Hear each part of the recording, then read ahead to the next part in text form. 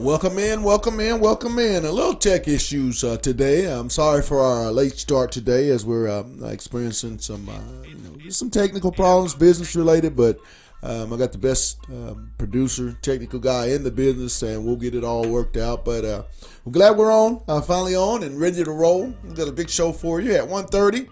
We're going to have Tyler Butler of Sports and Culture. He covered the Arkansas Razorback ladies basketball last weekend in Greenville, South Carolina. Has a lot to say about this program, Chelsea Dungy, and in his opinion, did Arkansas do enough to make the NCAA women's NCAA college basketball tournament? Also, too, at 1:45, a very special guest, Nolan Richardson, former Arkansas coach, college basketball Hall of Fame great, will be joining us to talk about the SEC men's tournament and what Coach Anderson and this young basketball team has to do, and why it is his teams and Coach Anderson's teams are always kind of built for SEC tournament play. We'll get Nolan's take and see what he thinks. But real quick, I want to bring in my producer, co-host, Demetrius Johnson. Real big show.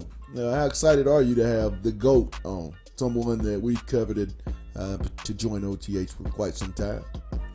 Yeah, I'm really excited. I wish we had a better start to the show, but it's not about how you start, it's how you finish. So I'm really excited to get everything going. Absolutely. We're momentarily going to be stepping away, as like I said, we got a late start today. We're going to move on into our interview segments with Tyler Butler and also Nolan Richardson. So we'll step away, continue to get this thing cleared up, and when we come back, Tyler Butler of Sports and Culture. It's on the Hill with Pat Jenkins on KDSJ 479.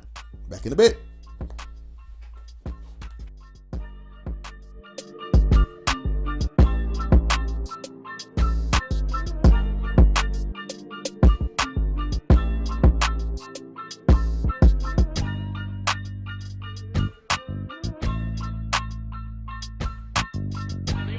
Razorbacks hosting the Alabama Crimson Tide.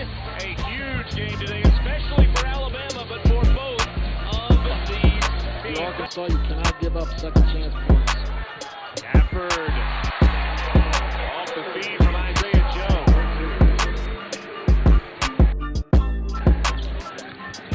Petty gets inside, flips it up with the right hand and scores. On the field right now, so you're seeing a lot of sagging and a lot of attention to Gafford.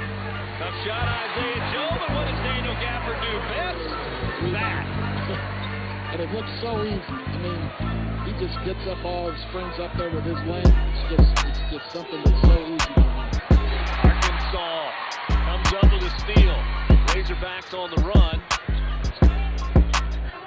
Eddie Stills didn't get that one in rhythm, so had to pull it back out.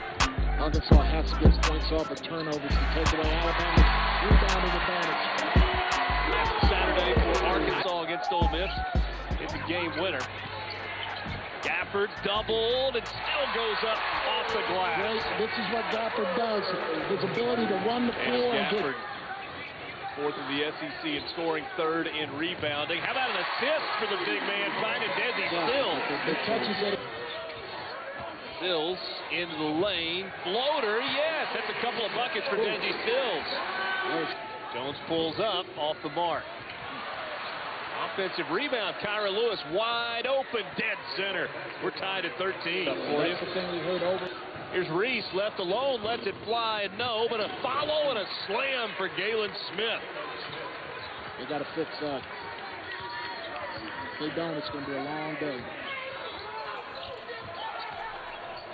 Third off.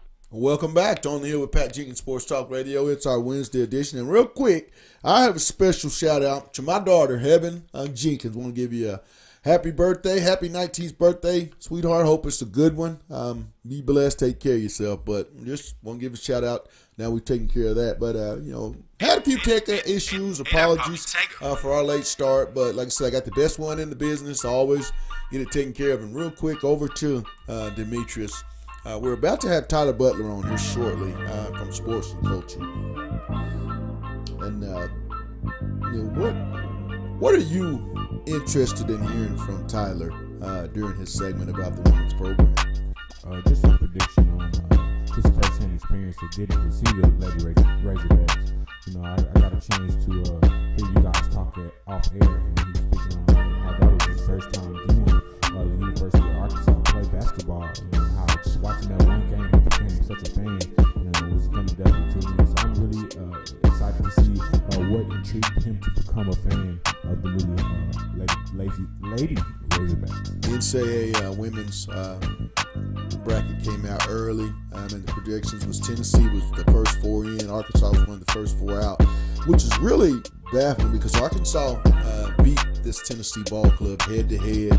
I thought with Arkansas's body of work and in which the way they were able to finish strong, there was a lot of close games, and you've heard me say that time and time here on OTAs, the 8-point losses, the 6-point losses, the 1-point losses, the buzzer beater losses. I feel like this team is starting to play its best basketball, and it's quite worthy of an NCAA tournament bid on the women's side. But, Chelsea Dungy and Malika Monk are 2 players that I feel like college basketball would be very, very excited and would really enjoy these 2. And I just feel like Arkansas has done enough to put their program on the national scene. What say you before we bring on Tyler and get his take? Chelsea's an exciting player to watch. I'm not even gonna lie and sit here and say that I really watched a whole lot of women's Razorbacks, at least you're being honest. or women's basketball in general. But I will say, due to the success of the Lady Razorbacks, it has given me a reason to really pay more attention. And what I really like is she's an exciting player to watch. She has a tremendous, what we call it, a layup package. And I seen her do a lot of reverse layups and drive that I didn't really think she could compete. So, by all means, she can handle herself on the basketball court, whether she's a woman or a man. I think she definitely brings something special to the table. Almost reminds me of a female version of Stephen Curry. So she's very exciting to watch. Well, we don't get a chance to share a lot of women's Razorback highlights, but we're going to step away for a few minutes and take you through that wonderful tournament stretch in Greenville, South Carolina. We'll play first the South Carolina quarterfinal, big win that the Arkansas women's program had, and following that, we'll come back with Tyler Butler of Sports and Culture to talk the neighborhood. It's on the Hill with Pat Jenkins on KDSJ 479. Back in a bit. A terrific start for the Aggies. Taylor Wells with the 3. Down Main Street, down the middle of the floor. Today, A&M's taking that away. Johnson was absolutely surrounded by art. Walden finally gets in their second one.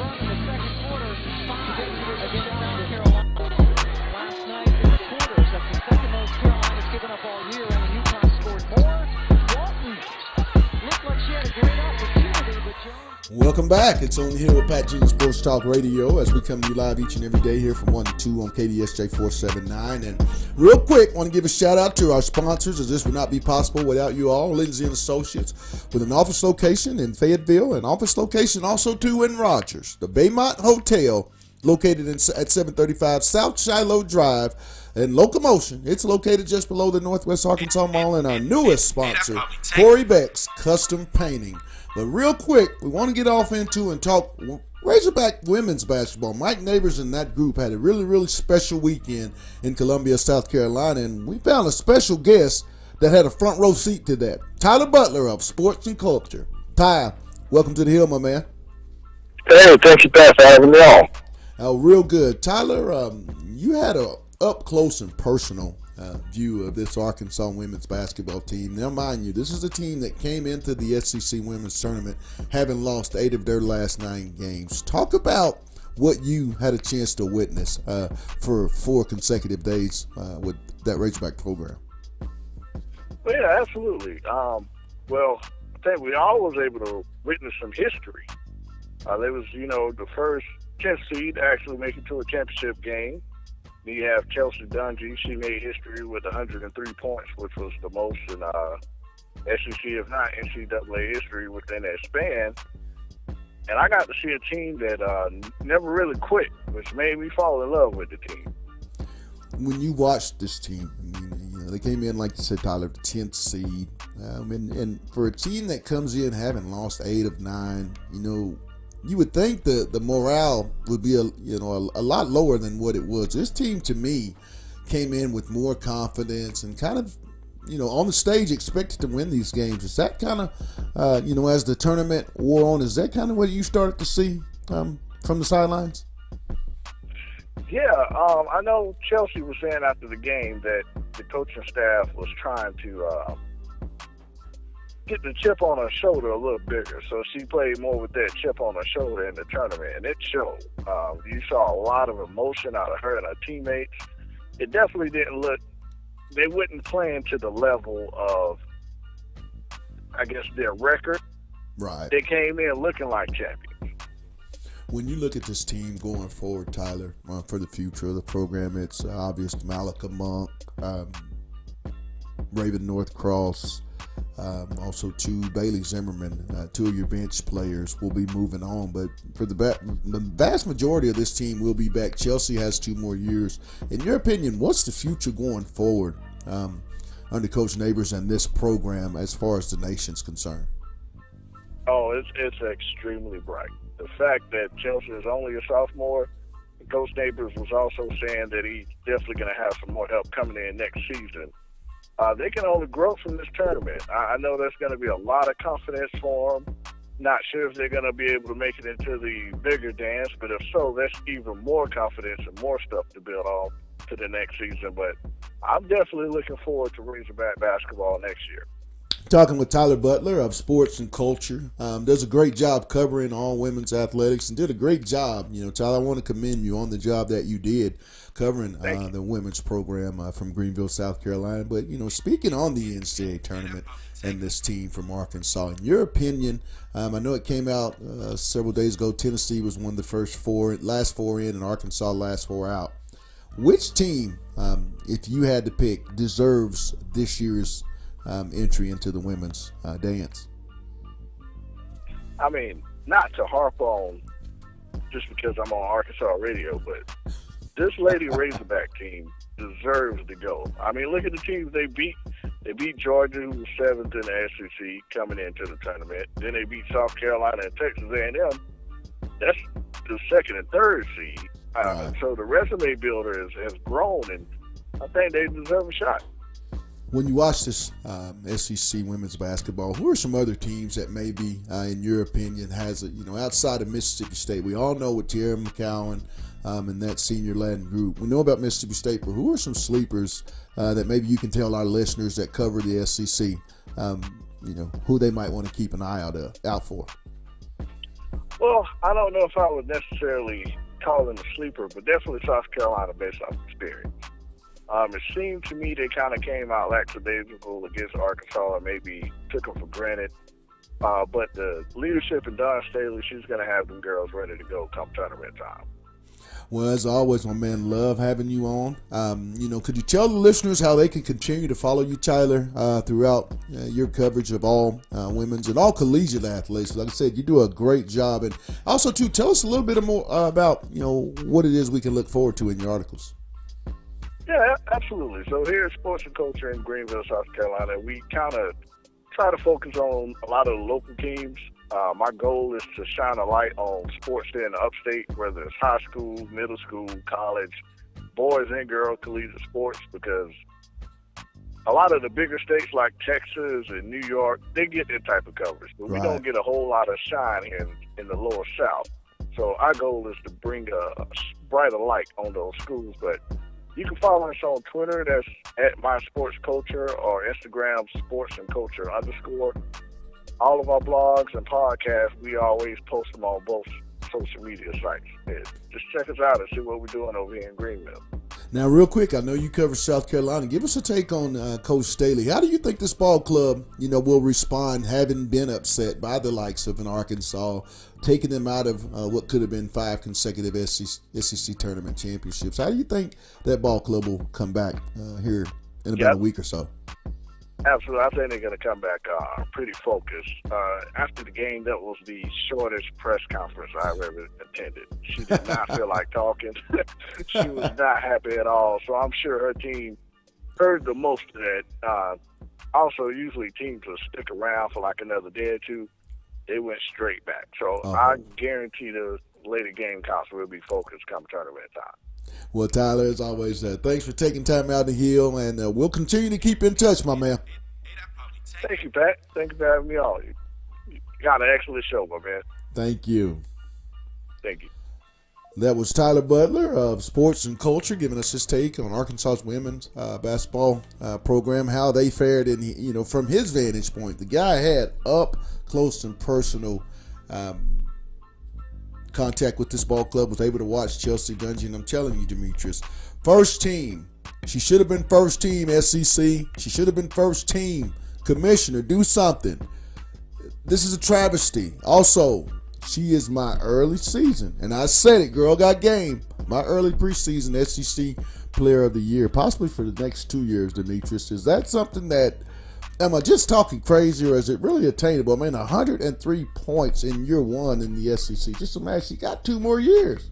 Definitely. I mean, I really see her, if not one of the best players this year, going to be the next best player in next year's season. So I think she has tremendous upside. I think with a coach like Mike Neighbor that allows her to use her ability, that maximizes her potential, I think it's going to be a great combination. I do see her winning a lot more accolades with that scoring title.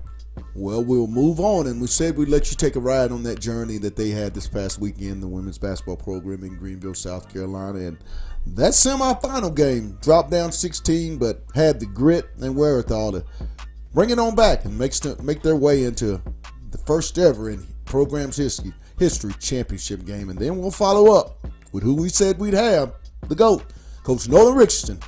He's up next. It's On the Hill with Pat Jenkins on KDSJ 479. Good morning.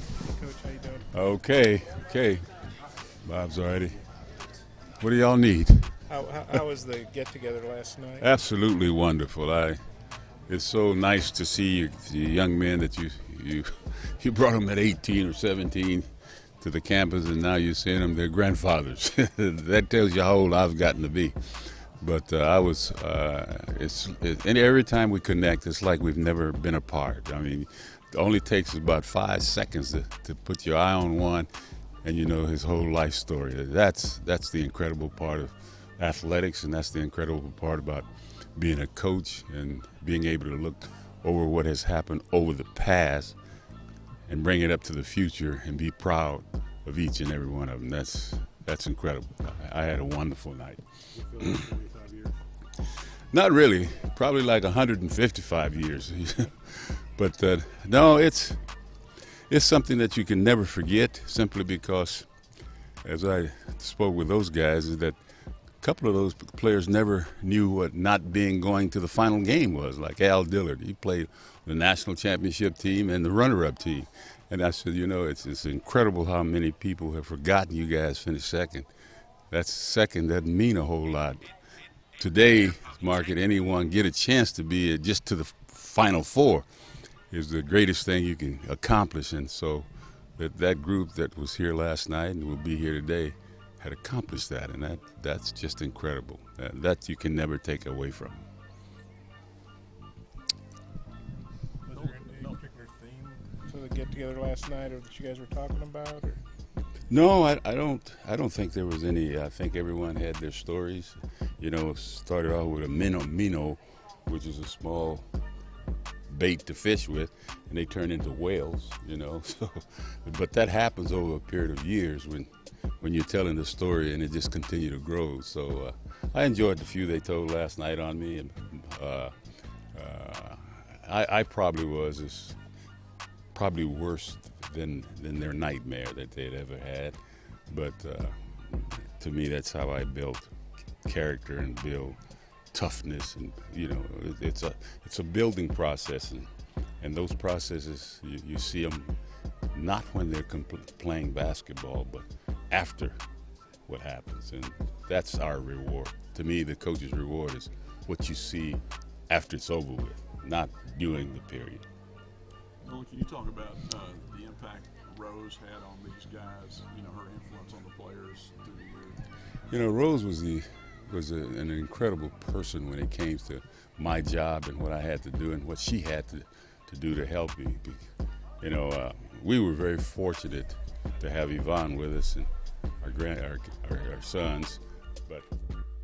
Welcome back. It's On the Hill with Pat Jenkins, Sports Talk Radio, coming to you live each and every day here on KDSJ 479, Monday through Friday. And real quick, once again, I want to give a shout out to our sponsors, Lindsay and Associates, with an office location in Fayetteville, an office location also too in Rogers, the Baymont Hotel. It's located at 735 South Shiloh Drive in Fayetteville. Locomotion, just below the Northwest Arkansas Mall, and our newest sponsor, Corey Beck's Custom Painting. But now for the main thing we've been telling you about all day long. I want to talk a little basketball, fastest 40 SEC tournament. So what better way to catch up with somebody that has a lot of experience? I mean a lot of experience. Former Arkansas great Nolan Richardson. Coach Richardson, welcome to the Hill. Hey, I'm glad to be able to visit with you. Oh man, it's a treat. Coach, talk about this upcoming SEC tournament. You've had a lot of experience in tournament play. Talk about what Arkansas and Coach Anderson with this young basketball team has to do to pull off what, you know, a team you once pulled off back in 2000 to get their second SEC tournament championship. Well, you know, the thing that I always relied on is what I call the 5 P's. You know, P as in pointer. There's 5 of them. Preparation prevents physical performances. And so it's so important that you start before you get to the tournament. Basketball is just not a game that when you arrive, you play and it's over. You got to play that game basically in your mind and in your head way before the game itself takes place. Because at this point, it's only one loss and you're gone. You're out. So the most important thing that's important to me as a coach was how can I prepare my team for one game? And if I should get through that one game, I will jump and start preparing immediately for the next game. But hopefully, I've prepared my team throughout the entire season for what's coming in tournament play. So I look forward to tournament simply because I knew if you get by the first one, you had a second game to play. Coach, I want to talk to you about this young team, you know, because as a head coach, you know, with Mike Anderson having so many young kids, we talk about 8, 9 new bodies, 8 out of the high school ranks. How tough is that, Coach, throughout the course of a season to go through that maturation process, to play the way that you played and Coach Anderson plays? I mean, that takes time, don't you think? Absolutely. when you have as many freshmen, underclassmen that Coach A or Janison has, you're at the mercy of hopefully the experience will eventually kick in to give them an idea of what Coach Anderson perceived as a game plan. In other words, he's teaching decision making as opposed to A go to B and B go to C. It's not that style of a basketball game. And I think the more you get into using more of the court, running the floor, and taking the shots, and the guys who are the shot makers taking those shots, the guys who's around the basket, which is probably his big man, getting enough touches that he can score some shots. All these things start working. You work on them every day, but they don't always appear in the games every day. Right. Because of the up and down of a freshman was not any older. And in my case, I had, won a national championship with everybody on our team was almost 22, 23 years old. That's a total different animal we're talking about. Coach, talk about, the importance, like I said, in your system, also too, Coach Anderson, the importance of the guards going in and being able to rebound. You've always, made that a priority, that your guards be physical to get the ball and get out in transition. How important will it be for Desi and Isaiah and Keyshawn, Jalen, and Mason to be willing guards and go in and help the bigs this weekend, kind of be more rebound conscious? Well, rebounding is the ending of defense, basically, on one end. Rebounding is very, very important. Not that it tells the whole story, because, I've gotten beat by 20 boards in all the years I've coached and won by 20 points. And you wonder, how could that happen? Well, sometimes it's very simple. An offensive board controlled tip is a shot. And so if you took 3 shots and missed all 3 and got the board and missed another 3, of course, you got 6 boards. We go down and score 2 points, and the score is 6-0 in the rebounding department. But in the score department, it's 2-0. Right. So, you can start figuring out that, hey, it's not, that's why the charge has been always one of the greatest plays in the book for me, because you get the team gets a foul, the player gets a foul, you get the ball back all in one play. So the things that I don't think average fans know about, how many times did you touch the ball? Right. Deflections. Then if you're playing that kind of defense that we hope to play, that we have to trust one another. You build trust, and sometimes it takes a while for trust to take place. It seems like in the last 3 or 4 ball games, I see a lot more trusting in Coach Anderson's team. And that's what it takes when you're a young basketball team. You have to build trust in the players, trust in the coach, and then you go out and you take your practice to the game with you. Coach, speak on the development of Daniel Gafford. You've had, multiple big men, the Big O, the Big Nasty, Dwight, Darnell Robertson, Lee Wilson. Those guys come to mind in the beginning stages. Andrew Lang was really the first big here at the University of Arkansas. Talk about Dan's development and what you've seen over the 2 years that he's been in that Razorback uniform. Well, like you mentioned, Andrew Lang was one of the biggest kids out of the Arkansas area that I came in, and he was already here as a freshman. And of course, he played in the NBA for many, many years. Just being able to rebound and block some shots and run the floor for him.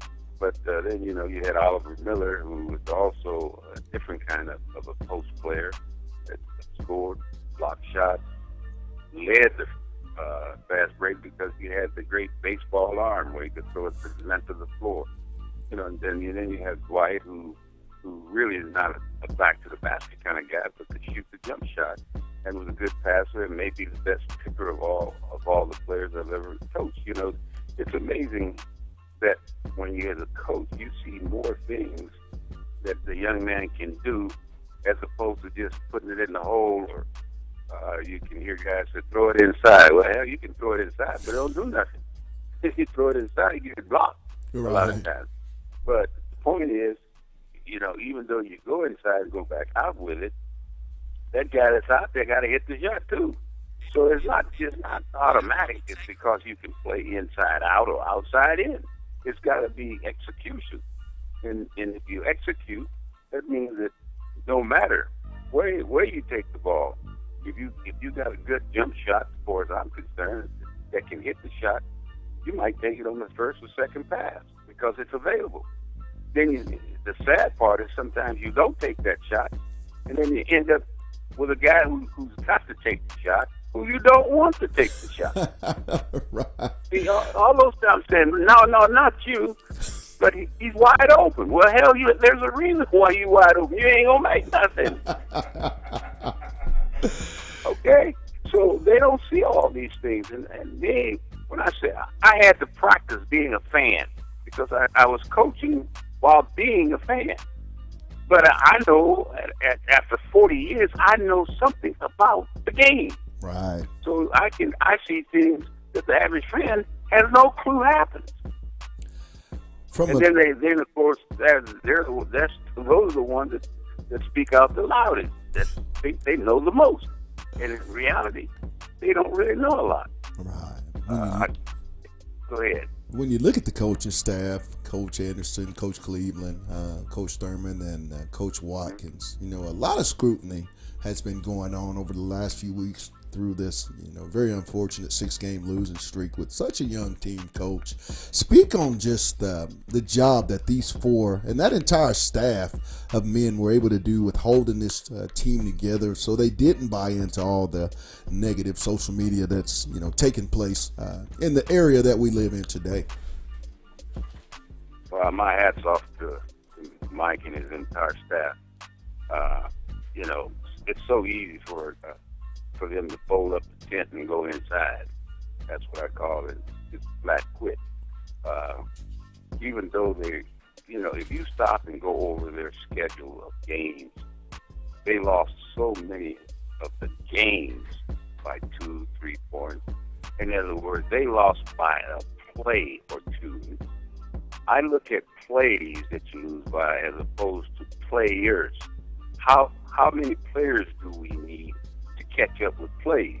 Right.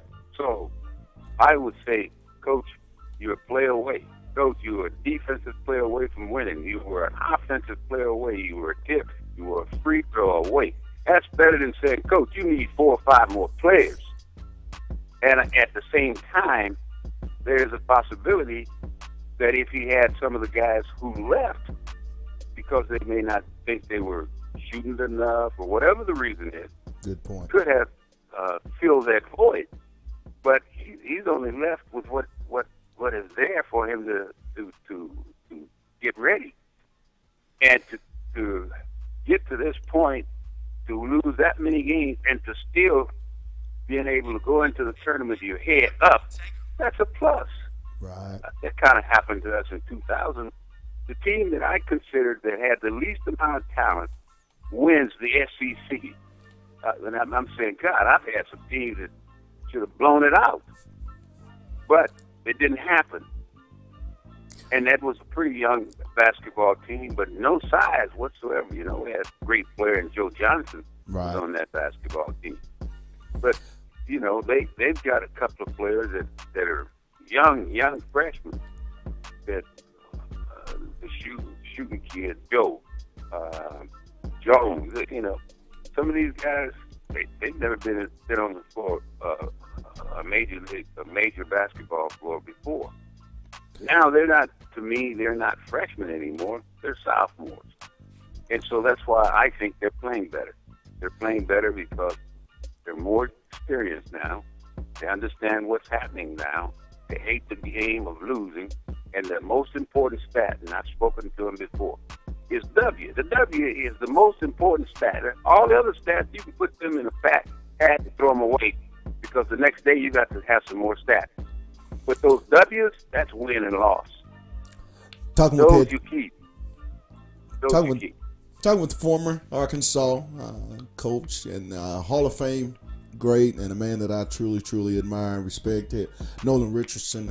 Nolan, when you went out during your time as a head coach at the junior college ranks at Tulsa, Arkansas, What was the one thing that you looked at when deciding to give that young man an offer to come play for a Nolan Richardson team? Well, I tell you, I look at my criteria a little bit different than most. I really look at the tenacity. You can be smart, but I'd rather have toughness. I think the tougher you are in the game of basketball, and you could have limited intelligence. But if one thing, I cannot teach is heart. Right. You can't teach that. It's just like you can't teach a guy to be 7 feet tall, 6'10", 6'11". You can't teach guys instincts. You can get them. But I look for those things, the things that I cannot teach. Because if you could teach all these things, then Michael Jordan shouldn't have never went to North Carolina. He should have went straight anywhere and scored 80 points a game. Right. And every player that Dean had should have been like Michael Jordan if you can teach it. Hell, let's face it, you don't teach those things.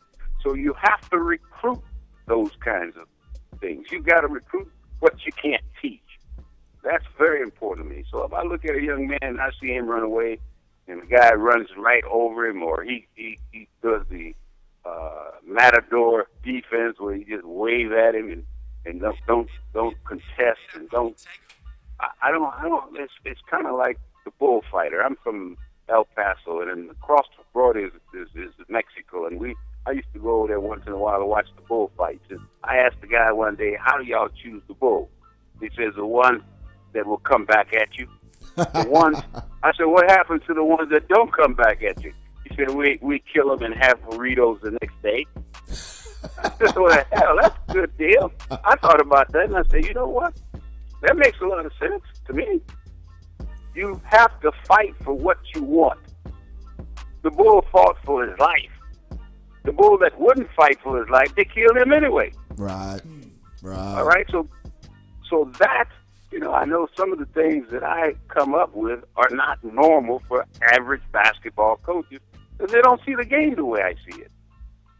Not normal people see the game the way I see it. My players didn't see the game the way I saw it. We were very fortunate. I always think about the year we went 37-0 in junior college. 37-0. How do you get to 37-0? Well, you have to have an attitude. Right. And that's the key to success to me. Getting young men that have some talent, but they have heart, and they got an attitude about them that makes them a little bit tougher. And that's what the team that won the national championship.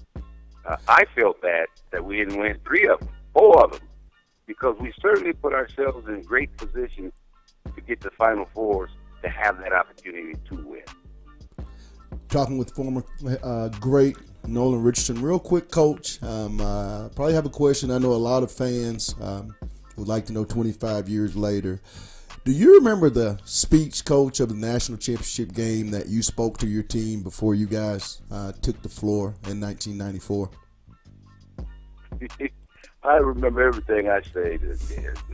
Sometimes I don't, but I never forget one of the things that was very funny and comical. I said, "Hell, all we got to do is get the lead and increase it."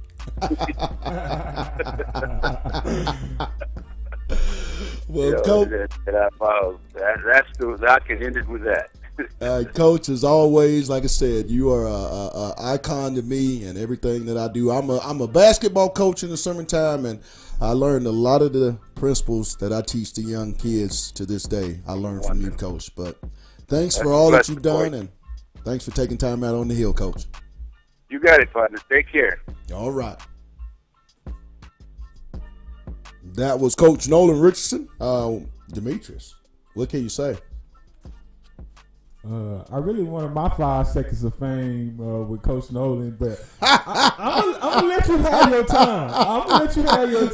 You know what I'm saying? My guy was having a moment, so I'm gonna let him have his time to shine. But next time, you gotta get that. You gotta get that in. I gotta get my 2 seconds, bro. Yeah, you gotta get. I gotta jump in. I wanted you to bask in the ambience of the moment and get your shine on. But next time, I definitely have an important question that I've always really wanted to ask him to see what his insight was on that. What's that question? Are you gonna save that question? Because we'll have him again. I'll let you know. Okay. You was making fun of me yesterday, but how I always come in with Grambling State on my chest. Oh, and he's got it on again. For those that are watching us and listening, he has it on again. We just had the goat on, people, and he's got a Grambling shirt on. I'm telling you, but that's how we like to do it here on the Hill. I want to give a real quick thank you to our guest, Tyler Butler of Sports and Culture. And once again, a man that I hold in high regard, head coach Nolan Richardson, for his time here on OTH. And my producer, we had some issues, but we got it fixed. Now make a note, we will not have a show tomorrow. Arkansas will be playing noon, I believe, tip-off the SEC tournament. We'll be back Friday, though, with more updates, and it's the A. It's on the Hill. Oh, real quick, we better give a shout-out to our sponsors. You know that, D? Definitely. Got to pay the bills. Lindsay and Associates with an office location in Fayetteville, an office location also too in Rogers. The Baymont Hotel, located at 735 South Shiloh Drive in Fayetteville, and Locomotion, just below the Northwest Arkansas Mall. And lastly, our newest sponsor, Corey Beck's Custom Painting. Until Friday, it's on the Hill with Pat Jenkins on KDSJ 479. You guys have a blessed one. It's 2 o'clock.